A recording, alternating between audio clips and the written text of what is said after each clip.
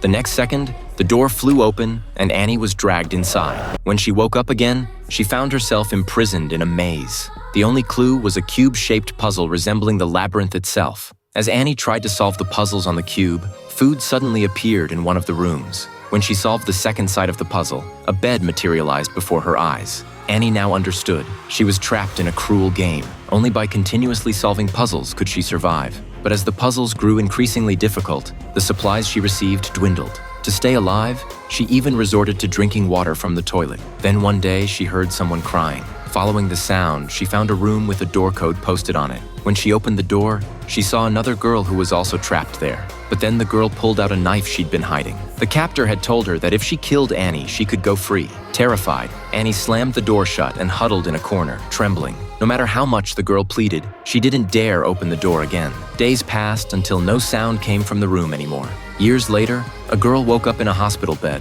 her body covered in scars. Most importantly, she had lost her memory. A doctor entered the room to speak with her. The girl was Annie from the maze. She had been imprisoned for 15 years. The police had received a report a few days ago and found her in a swamp. Hospital examinations revealed she had been heavily injected with psychiatric drugs, which explained her temporary amnesia. Jack explained he was a psychologist there to help Annie recover her memories, which would assist the police in solving the case. But Annie remained guarded, repeatedly muttering, "This is just a game." Jack tried to calm her, telling her there were police officers outside the room. Only then did Annie let down her guard and begin recounting her painful memories. Jack listened quietly until Annie mentioned having a cat. He suddenly interrupted her, telling her to look at her stomach. Confused, Annie looked down and saw a cesarean scar. It turned out what she had seen back then wasn't a cat, it was a child.